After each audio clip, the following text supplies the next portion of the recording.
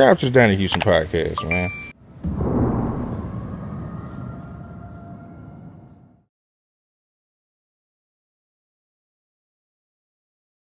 So then, okay, boom. But then so boom. Now we're in middle school. You stop doing acting because you whatever. Okay, now when do you get the bug to say, all right, well, shit, I'm finna just get a music shot then? When do you and beat on YouTube as well? You know what I'm saying? I'm gonna say in middle school. Honestly, I was like, thinking out Emmitt Smith, so I wanted to play football, and then honestly. Go back to Dice. Dice really got me started on music, but if we really want to go there, because this is Donnie Houston podcast, fuck it, I'm going to tell you what's happening. You know what I'm saying? I call him Charleston, I call him Gerard, Exotic Pop, the owner of Exotic Pop. He had a record label in middle school, you know what I'm saying? And, when you see him selling tapes out of his what's the name, it made me go, I need to do some music, and they wasn't really my clique at the time. So, you gonna kind of go do your own thing now, but not going against what they was doing. But all right, let's figure this out, Dice. And I wanted to DJ, and Dice's parents came through with them tables. So I remember sitting in the back of the car, like, that's some bullshit. You know what I'm saying? Like, whatever. Not hating, but my boy got the turntable, so I got to find something else to do. And he ended up having a little Casio keyboard in there, and me feeling like, so let me try to figure something out. And I remember going to Atlanta, I knew Tip. They said in our family hustle, Tip and my sister used to talk. And I remember being a young boy thinking I'm a producer and being at Tip crib, and he had like a Triton or Trinity. And I ended up like making a beat. And I mean, it was trash, you know what I'm saying? He come through and like swagged it out, you know what I'm saying? Like, man, you could just do this, do that. And I remember at that point, I was like, you know what I'm saying? This could be something. But then I remember being at Dice's house one night, and I was making a beat, and Dice would always fall asleep. And one day I made a beat. He fell asleep. That's when you had to, if you want to add some drums, you put it on the CD. And then you want to add a melody, you burn that CD to this one. You know, it's a whole hell of air, you know what I'm saying? And I ended up making the beat and leaving it on the last CD, leaving it going home. I had a car at the little Mars at the time I'm in school. And Dice like stole his mama car the next morning, pulled up at the crib and was like jamming the song, jamming the beat at his mama Volvo. He was like, nigga, you a genius, nigga, you a genius. And I'm gonna keep it real. This is probably 8th grade or something, 9th grade. And I say he took his mama Volvo and came over there and was like, you a genius, you a genius. And in my mind, it was like, ain't nobody ever really had just called me no genius before. And I think that kind of made me say, okay, I want to produce. And then that's when I met him. And he was rapping at the time. He was all rapping. Yeah. I ain't want to say Don't skip that part. I ain't we was all rapping. We did a song. But yeah, we didn't meet to high school. 10th grade. I met him in 9th grade, but I think we started rocking in like 10th grade. Right? Yeah. After we had class together. Yeah. I've been around music my whole life too, but I ain't realized I wanted to do music until high school. Did your old man play with Prince and all that? Yeah, he's a part of Prince's crew, and his wife worked for Priority Records for years. She worked like the No Limit division. So like I grew up around No Limit, grew up around Prince. Like I'm talking as a teenager. I went to Prince. I grew up here. I mean, I was raised in Texas, but for the summer, my old man lived in LA, so I was spending every summer with him. So I'm in studio to studio, but not realizing that's what I was going to eventually end up doing with my life. At the time, you just spend time with your man. That's just what he doing, and that's what he do. We in different studios every day, and it wasn't until I ain't gonna lie, it kind of did give me like a feeling like, okay, I do want to do something in the music industry when I'm around it at that age. But it wasn't until high school when we linked up. We linked up because him and Dice had a record label. Mm-hmm. What was it? Dice? What was it? Diamond City Records. Diamond City. It was Diamond City Records. All right. Fuck it, I'm gonna say it. Diamond City. So boom. Cash Money era, not bling era, bling bling. Yeah. So they had a label already, and I was like part-time rapping my damn self, so we hooked up on some shit like that. And we realized one day, like, well, we did a song when we first started kicking it. He came to the crib.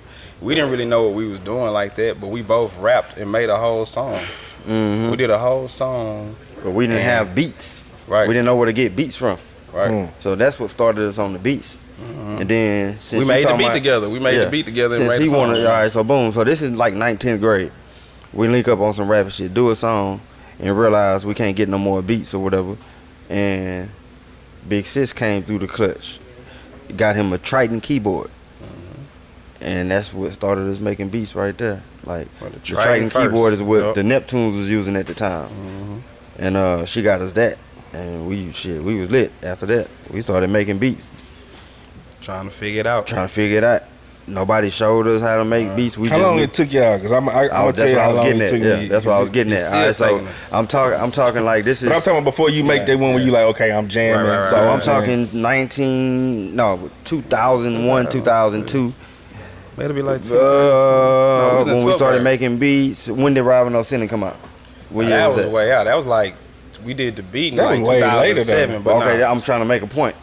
to like 2007 is That when was we did the beat. The beat Robin actually No came Sinning? out like 2009. Okay, we did it to beat in 07. So from 2002 to 2007, that's how long it took us to get good. Because Robin No Sinning was our first major placement with a, like outside of our homeboys rapping on our This beats. is what we got though. I'ma still agree with him on us feeling like we could do this because we had a record that came out before that, which was on my sister's album. Oh yeah, we did the intro and outro. but I can't sit here and say then we felt like Even though we got a Yeah, platinum play- plaque for that and yeah, everything, yeah. we still didn't feel like Feel at like- that time like we was. I ain't gonna lie. We do a lot of hip hop music. Traveling and hitting the road with Big Sis and sitting in the studio with her and her producers and shit. From Scott Storch to They you end up name playing it. everything Bro, and- that was discouraging to niggas like us, bro. She thinking like, yeah, of course not. It helped us as far as like traveling and getting the experience. But we sitting in the back of the studio like, man, we can't do that shit right there, but let's go home. Fool. and this back in the We game can't- wasn't no loops, wasn't no yeah. yeah, they playing all that. This we, one we still don't know how to read this music. We one play by Fruity Loops ear. wasn't cool. You know, back remember when Fruity Loops wasn't cool. Man, I'm a fool with y'all. You know, Fruity Loop beat making ass nigga. Now that's the whole top 10. So yeah, back like he said, they threw us in the Deep ocean end, nigga. I'm talking with like the sharks. Like I remember they booked us a studio. And we sitting in there like hell yeah. imagine being 21, 22 back at that time, 21, 22 with a Triton keyboard, thinking we got the game. Oh, we finna be We it. had an MPC by that time. Yeah, we though. finna go platinum. And then we sitting in the studio with Toya and like Rodney Jerkins or something. Yeah. Bro, that shit used to be so discouraging, bro. Like it was amazing and discouraging at the same time because we knew deep down inside we can't do that shit, bro. Yeah. I don't know how you can't fake that. You can't we can't fake do that. that, yeah. You know what I'm saying? So we had to come back home and go to the drawing board and we was like, man, we just gonna stick to this rap shit right now. That's what we good at. Yeah. You know what I'm saying? We just gonna roll with that for right now. That's really hard. Yeah.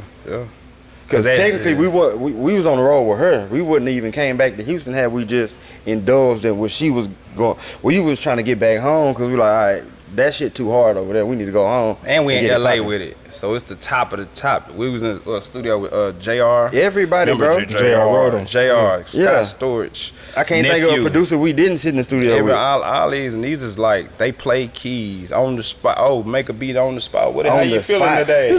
Yeah, how you Eyes feeling closed, this? Yeah, talking just to you, going singing crazy. while they doing it. We like, nah, we can't do that shit, bro. They used to throw us in the jungle. They used to throw us We didn't say that out loud, but we knew. Sitting there looking at that shit like, Yeah. yeah, nah, I ain't fucking with it. Yeah, nah, I'm Y'all fucking want with us it, to but start damn, playing nigga, that's We ain't gonna years play of nothing. yeah. Hey, y'all play some beats. I left the see what CD in the happened car. was, I'm gonna man, bring them with me next time. Yeah. man. You I'm got the telling CD? you. I left the CD on the plane.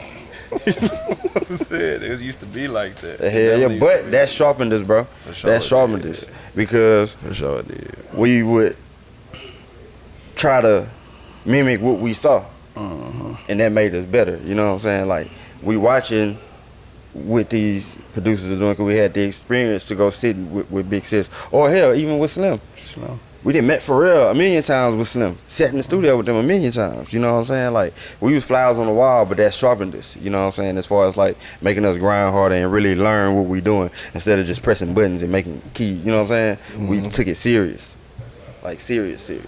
Donnie Houston.